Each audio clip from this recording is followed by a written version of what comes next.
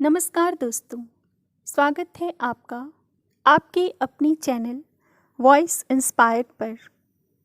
प्राचीन समय की बात है, जापान में एक सम्राट रहा करता था जिसे जंगल में रहने वाले एक साधु से प्रेम हो गया। बात कुछ यूं थी कि उस सम्राट का नियम था कि वह हर रात अपनी घोड़े पर सवार होकर अपनी साम्राज्य का चक्कर लगाया करता था। एक रात जब वह इसी प्रकार रात के वक्त चक्कर लगा रहा था, उसने देखा कि एक पेड़ के नीचे एक मुनि बैठा हुआ था और बड़ी मस्ती में बांसुरी बजा रहा था। सम्राट ने उसे कुछ देर देखा, फिर चला गया। उस दिन के बाद सम्राट हर रोज़ उस पेड़ के नीचे बैठे मुनि को अपनी ढंग से जीवन जीते देखा करता। वह मुनि अपने आप में सदैव मस्त रहता, कभी बादलों को देखता, कभी नाचता तो कभी बांसुरी बजाता, कभी कोई गीत गुनगुनाता और कभी चुपचाप बैठा आकाश के तारों को निहारता रहता। बादशाह जब भी उस रास्ते से गुजरता तो हर बार रुक जाता। काफ़ी देर तक वहाँ खड़े होकर वह उस मुनि को अपने आप में मस्ती करते देखा करता और फिर अपने घोड़े पर चढ़कर चला जाता। धीरे धीरे सम्राट को उस ऋषि में इतनी दिलचस्पी हो गई कि पता नहीं कब समय बीत जाता, सम्राट को पता ही नहीं चलता। वह दूर झाड़ी के पीछे खड़ा हो जाता और देर तक उस साधु की मस्ती देखता। उस साधु में वह अपनी छवि महसूस करता और इसलिए वह खुद को रोक नहीं पाता। उस मुनि की बेपरवाह मस्ती का मज़ा ही कुछ ऐसा था कि दूर से उसे देखकर ही सम्राट खुश हो जाया करता और उस खुशी को महसूस कर वह भी खुशी खुशी महल लौट आता। अब तो यह उसका रोज़ का काम हो गया, लेकिन एक दिन सम्राट इतना भावुक हो गया कि वह खुद को रोक नहीं पाया और जाकर साधु के चरणों में गिर पड़ा और बोला, महाराज, मैं आपको यहाँ और नहीं रहने दूंगा। वर्षा ऋतु निकट है और तुम्हारे रहने के लिए बस यही एक वृक्ष है। वर्षा ऋतु में तुम इस वृक्ष के नीचे कैसे रहोगे? तुम चलो मेरे साथ मेरे महल में आओ और मुझे आशीर्वाद दो कि मुझे तुम्हारी सेवा का अवसर मिले। सम्राट की बात सुनकर साधु उठ खड़ा हुआ। उसने अपना थैला उठाया और कहा, चलो चलते हैं। यह देखकर सम्राट बहुत हैरान हुआ।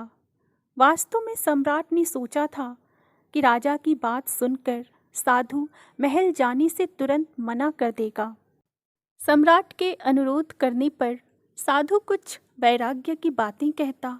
वह राजा से कहता कि कौन सा महल, कहाँ का महल? हमने तो संसार का सुख और मोह त्याग दिया है। हम जहाँ हैं वहीं खुश हैं। किंतु साधु तो सम्राट के साथ महल में चलने के लिए तुरंत तैयार हो गया। साधु अगर सम्राट के साथ जाने के लिए साफ मना कर देता तो सम्राट को ज़्यादा खुशी होती, पर साधु के तुरंत साथ चलने के लिए राजी होने से सम्राट को अजीब लगा। सम्राट के मन में यह अपेक्षा थी कि वह साधु से ना ही सुनेगा।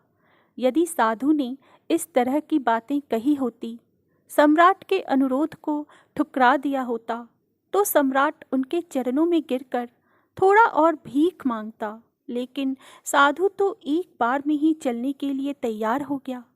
इससे सम्राट को थोड़ा झटका लगा। वह सोचने लगा कि कहीं मुझसे कोई गलती तो नहीं हुई है। क्या इस आदमी ने मेरे साथ कोई चाल चली है? क्या यह महल में प्रवेश करने की चाल है? सोचा होगा कि यहाँ जंगल में एक पेड़ के नीचे बैठे बांसुरी बजा रहे हैं, इससे बेहतर सम्राट को फंसाकर महल में ऐश करें। सम्राट के मन में इसी प्रकार की और भी बातें आने लगी। वह सोचने लगा कि जब तक मुझे उससे प्यार नहीं हुआ, क्या यह मेरे ऊपर जाल नहीं फेंक रहा था? क्या यह केवल मछली पकड़ने का कांटा नहीं था? मैं मूर्ख हूँ जो इस जाल में फंस गया हूँ। अब कुछ कह भी नहीं सकता। बोलने का तो मौका ही नहीं दिया। एक बार भी उसने नहीं कहा, नहीं नहीं, मुझे यहाँ बहुत मज़ा आ रहा है। चाहे गर्मी हो, सर्दी हो या बारिश, हमारे लिए सब एक समान है। बादशाह ने साधु की ओर देखते हुए मन ही मन सोचा, कैसा संत है। क्या वास्तव में यह संत है या बस दिखाने के लिए नाटक ही कर रहा था। विलासिता की बात आने पर तुरंत मान गया। कुल मिलाकर इतने दिनों से सम्राट के मन में साधु के प्रति जो भी प्रेम, भक्ति या सम्मान का भाव पैदा हुआ था, वह सब क्षण भर में ही गायब हो गया। सम्राट अभी यह सब सोच ही रहा था कि तब तक वह साधु सम्राट के घोड़े पर बैठ गया। अब तो राजा को और भी बुरा लगा। सम्राट सोचने लगा कि लगता है जल्दबाजी में मैंने इस साधु को पहचानने में बहुत बड़ी गलती कर दी। लेकिन अब सम्राट ने साधु से महल में चलने को कह दिया था, अतः सम्राट अब अपनी बात से मुकर भी नहीं सकता था। आखिर वह अपने वचन का पक्का था। अतः सम्राट साधु के साथ घोड़े पर बैठ गया और महल के लिए चल पड़ा। पर सम्राट के मन में उथल पुथल मची हुई थी। उसका मन बेचैन हो गया था। अतः सम्राट ने खुद को सांत्वना देते हुए मन ही मन कहा, अब तो महल में ये पड़ा रहेगा और मुफ्त में ऐश करता रहेगा। खैर, वैसे भी महल में तो इतने लोग फालतू पड़े हैं, यह भी पड़ा रहेगा और मुफ्त की रोटियां तोड़ेगा। अर्थात अब सम्राट के मन से उस साधु के प्रति प्रेम और सम्मान बिल्कुल नष्ट हो गया था। अतः साधु तो सम्राट के साथ महल में चला गया और आराम से रहने लगा। लेकिन बादशाह के मन की परेशानी दिन ब दिन बढ़ने लगी। सन्यासी राजा के महल में बड़े मौज मस्ती में रहता था। सम्राट को सन्यासी से ईर्ष्या होने लगी। जब यह सन्यासी जंगल में वृक्ष के नीचे मस्ती करता और सुख से रहा करता था, तब सम्राट के मन में उसके प्रति आदर का भाव पैदा हो गया था। तब सम्राट को लगता था कि साधु कितना महान त्यागी है। उसके पास कुछ भी नहीं, फिर भी इतना आनंदित होकर वह वृक्ष के नीचे बांसुरी बजाता था। हालांकि आज महल में भी वह बांसुरी ही बजा रहा है, पर अब फर्क यह था कि यहाँ वह फकीर साधु अब फकीर नहीं था, बल्कि अब वह एक मखमली गद्दे पर बैठकर ऐश करता, मन चाहे भोजन खाता, चैन से रहता और चैन की बांसुरी बजाता था। यह सब देखकर सम्राट की छाती पर सांप लौटने लगता। अब वह सम्मान के बदले साधु से ईर्ष्या करने लगा और साधु के लिए सम्राट के मन में अब इतना विष भर गया कि वह रात दिन बस साधु के बारे में ही सोच सोच कर परेशान होता रहता। मैं कैसा आदमी ले आया, क्या यह साधु है भी? बादशाह से भी ज़्यादा ऐशो आराम से तो यह रहता है। आखिर बादशाह को भी कुछ चिंताएं होती हैं। बादशाह के पास उसके अपने परिवार की, साम्राज्य की अपार चिंताएं होती हैं। धन दौलत सब कुछ होने के बावजूद भी सम्राट के पास नाना प्रकार की परेशानियां होती हैं। लेकिन इस सन्यासी को तो किसी भी प्रकार की कोई चिंता ही नहीं है। न उसे कुछ काम करना है, न कमाने की चिंता है, न घर है, न परिवार है और न ही कोई अन्य सांसारिक झंझट। बस मस्त होकर चैन से बांसुरी बजाता है, नाचता है, गाता है, अच्छा खाता है, अच्छे कपड़े पहनता है। यह सब सोच सोच कर सम्राट इतना परेशान रहने लगा कि किसी तरह तो उसने साधु को 6 महीने तक झेला।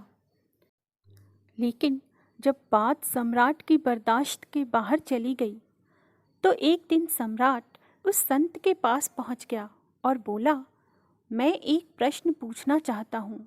आखिर अब मुझ में और आप में क्या अंतर है? साधु सम्राट की बात सुनकर मुस्कुरा उठा और बोला, आप अंतर जानना चाहते हैं? सम्राट ने बड़ी रुखाई से कहा, हाँ। मुनि ने मुस्कुराते हुए कहा, अवश्य, मैं आपको अंतर बताऊंगा। लेकिन उसके लिए आपको कल मेरे साथ नगर के बाहर चलना पड़ेगा। सम्राट राजी हो गया। सम्राट अगली सुबह जल्दी उठ गया। वह जानने के लिए उत्सुक था कि आखिर वह मुनि उसे क्या अंतर बताने वाला है। सम्राट ने मन में सोचा कि वैसे भी क्या फ़र्क पड़ सकता है, वह तो बस अपनी मुफ्तखोरी को सही साबित करने की ही कोशिश करेगा। आखिर अंतर ही क्या है? वह त्यागी बनता तो है, पर जो मैं खाता हूँ वही वह भी खाता है, बल्कि मुझसे भी ज़्यादा ही खाता है। हर वक्त कुछ न कुछ मांगता रहता है, यह लाओ वह लाओ। मैं जिस कमरे में रहता हूँ उससे भी आलीशान कमरे में वह रहता है। मैं तो 2-3 नौकरों से ही काम चला लेता हूँ, पर इसे तो नौकरों की पूरी कतार चाहिए अपने आगे। दिन भर 15-20 नौकरों को किसी न किसी काम में लगाए रखता है। इसकी ज़रूरतों का तो कहीं कोई अंत ही नहीं, बस मांगता चला जाता है। रोज़ नए कपड़े पहनता है। जो कोई भी इसे देखता है वह इसे मेरा मंत्री ही समझ लेता है। ऐसा लगता है जैसे यही इस महल का बादशाह है। कम से कम महल के बाकी लोग तो मुझसे डरते भी हैं, लेकिन इसकी आंखों में तो डर नाम की कोई चीज़ ही नहीं है। बस दिन भर अपनी मस्ती में बांसुरी बजाता रहता है। यही सब सोचता सोचता सम्राट सुबह सुबह साधु के कमरे में पहुंचा। वहां पहुंचकर सम्राट ने जो देखा उसने उसे विस्मय में डाल दिया। सम्राट ने देखा कि साधु अपने वही पुराने कपड़े पहने हुए सम्राट का इंतज़ार कर रहा था, जो वह जंगल में वृक्ष के नीचे रहते वक्त पहना करता था। वे कपड़े बहुत ही पुराने एवं चीथड़े लग रहे थे। इतनी बार इस्तेमाल किए जाने और धूप, वर्षा, गर्मी में भी लगातार पहने जाने की वजह से अब वे लगभग तार तार हो चुके थे। वे कपड़े अब पहनने लायक बिल्कुल भी नहीं थे। फिर भी साधु ने वही कपड़े पहन रखे थे, परंतु यह देखकर भी सम्राट ने साधु से कुछ नहीं कहा। एक हाथ में झोली और दूसरे में बांसुरी लिए तैयार खड़े साधु ने बादशाह को देखते ही कहा, चलिए महाराज, चलते हैं। वे दोनों महल से बाहर आ गए। चलते चलते दोनों ने नगर की नदी पार कर ली। कुछ देर बाद वे उस नगर से भी बहुत दूर आ गए। अब सम्राट थक गया था, अतः सम्राट ने पूछा कि और कितना चलना है। साधु ने कहा कि सुबह से दोपहर तक चलने में थोड़ा समय और है। सम्राट अब उकता गया था, अतः खींचकर उसने साधु से कहा, अब और नहीं चलूँगा, आपको जो कहना है अब यहीं कहिए। साधु ने सम्राट से कहा, मैं अभी और आगे जाऊँगा, तुम मेरे साथ चलोगे या नहीं? सम्राट को अब क्रोध आ गया, अतः सम्राट ने गुस्से से कहा, मैं तुम्हारे साथ कैसे चल सकता हूँ? मैं तुम्हारे जैसा भिखारी नहीं हूँ, जिसे किसी भी चीज़ की परवाह नहीं है। जब मन किया, जहाँ मन किया, चल दिया। मुझे मेरी पत्नी, मेरे बच्चे, मेरे धन, मेरे साम्राज्य की परवाह है। सब कुछ मुझसे जुड़ा हुआ है। मैं वह सब छोड़कर तुम्हारे साथ आखिर कैसे चल सकता हूँ? और मैं यह सब छोड़कर तुम्हारे साथ भला चलूँ ही क्यों? सम्राट की यह बात सुनकर सन्यासी जोर से हंस पड़ा और बोला, सम्राट, तुम में और मुझ में यही फ़र्क है। मैं कभी भी कहीं भी जा सकता हूँ, पर तुम नहीं जा सकते। मैं अच्छी या बुरी किसी भी स्थिति में खुश रह सकता हूँ, लेकिन तुम नहीं रह सकते। जब मैं उस पेड़ के नीचे रहा करता था, तब भी मैं पूरे मौज में रहता था और जीवन के हर पल को जीता था। जब मैं महल में गया तो वहाँ भी मैंने अपने जीवन के हर पल को पूरी मस्ती और आनंद के साथ जिया, और अब कहीं और भी जाऊँगा तो भी मैं ऐसे ही जीऊँगा, क्योंकि मैं जहाँ रहता हूँ मेरा ये तन और मन हमेशा मेरे साथ रहता है। मैं न तो अपने अतीत के बारे में सोचकर पछताता हूँ और न ही कल की चिंता में अपना आज बर्बाद करता हूँ। मैं सिर्फ आज में जीता हूँ, क्योंकि मैं समझ चुका हूँ कि जीवन आज में है, अभी और इस क्षण को जीने में है। बस यही फ़र्क है तुम में और मुझ में। सम्राट, आपको परिस्थितियाँ चलाती हैं, लेकिन हम परिस्थितियों को चलाते हैं। आप खुश हैं या दुखी, यह आपके जीवन की घटनाओं पर निर्भर करता है, लेकिन हमारे लिए ये घटनाएं जीवन का एक हिस्सा मात्र हैं, जिसे हम ज़रा सा भी विचलित हुए बिना छोड़ देते हैं। हमें इस बात की चिंता नहीं रहती है कि अच्छे दिनों में हमें दुख न हो, और ना ही हमें आनंद के छिन जाने का दुख होता है। चाहे कैसी भी स्थिति हो, हम हर स्थिति में खुद को शांत और स्थिर रखते हैं, क्योंकि हम जानते हैं कि न तो दुख हमेशा के लिए है और ना ही खुशी हमेशा के लिए है। हम हमेशा किसी भी स्थिति में आनंद लेते हैं। साधु की बातें सुनकर अचानक सम्राट को एहसास हुआ कि उसने यह क्या अपराध कर दिया। उसने कितनी बड़ी गलती कर दी कि उसे एक ऐसे अद्भुत व्यक्ति के साथ 6 महीने तक रहने का मौका मिला, फिर भी उसने वह पूरा समय साधु के बारे में गलत और उल्टा सीधा सोचने में व्यर्थ ही गंवा दिया। इस अद्भुत साधु के साथ मैं एक दिन भी सत्संग नहीं कर सका। मैं इन्हें महल लेकर गया था ताकि इनके साथ सत्संग करूँगा, और पूरे समय मेरे मन में बस यही चलता रहा कि वह एक बहुत ही साधारण आदमी निकला। यह सोने की पॉलिश वाला खोटा सिक्का निकला जो अंदर से सिर्फ मिट्टी ही था। ऐसे विचार मन में आते ही सम्राट ने तुरंत साधु के पैर पकड़ लिए और उनसे विनती करते हुए बोलने लगा, नहीं महाराज, मैं आपको आगे नहीं जाने दूंगा। साधु ने फिर कहा, देख सम्राट, मुझे कोई दिक्कत नहीं है।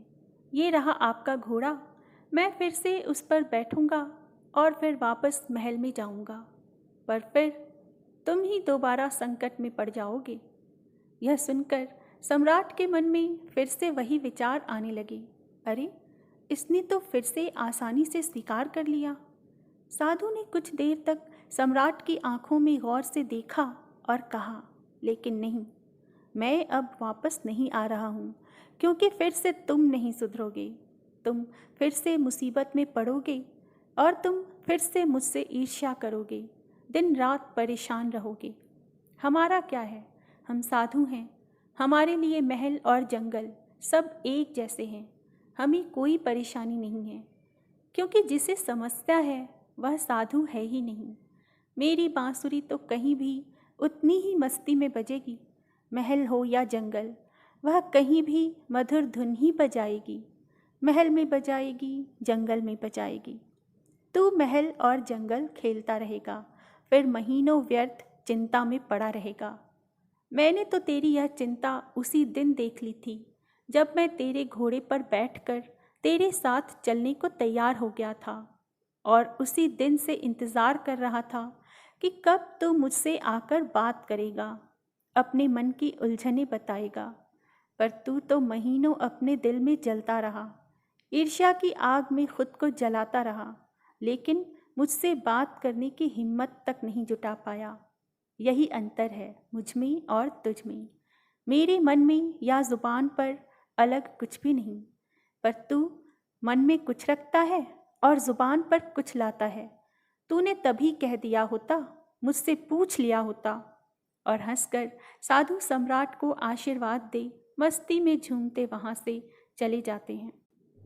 सम्राट अवाक होकर वहीं खड़ा साधु को जाता देखता रह गया, पर अब उसमें इतना साहस नहीं था कि वह वापस उस ऋषि से कुछ कह पाए। मित्रों, इस कहानी से हमें 2 बातें सीखने को मिलती हैं। सबसे पहले कि इंसान किसी भी चीज़ की इज्जत तभी तक करता है जब तक कि उसके पास वह ना हो। हासिल कर लेने के बाद उसके दिल से वह इज्जत और वह महत्व ख़त्म हो जाता है, पर फिर तब उसे अपनी गलती का एहसास होता है जब वह वस्तु या व्यक्ति उसके जीवन से वापस दूर चला जाता है। जैसे वह साधु जब तक जंगल में रहता था उस सम्राट को बहुत त्यागी और महान लगता था। जब वह सम्राट के साथ महल में रहने लगा, सम्राट ने उसका तिरस्कार किया, लेकिन फिर जब वही ऋषि वापस सम्राट से दूर हो गया तो सम्राट ने उन्हें वापस उपयोगी पाया। इसलिए किसी भी व्यक्ति को बहुत सोच समझकर ही अपना बनाना चाहिए। इस कहानी से हमें दूसरी सीख यह मिलती है कि परिस्थिति कैसी भी हो, हमें हमेशा खुश रहना चाहिए। ठीक वैसे जैसे वह सन्यासी जंगल में भी उतने ही आनंद से रहता था जितने आनंद से वह महल में रहता था। वास्तव में जीवन जीने का यही सही तरीका है। हमें सुख और दुख दोनों ही परिस्थितियों में एक समान बने रहना चाहिए। श्रीमद् भागवत गीता में भी यही बात कही गई है और यही बात गौतम बुद्ध ने अपने उपदेशों में भी कही है।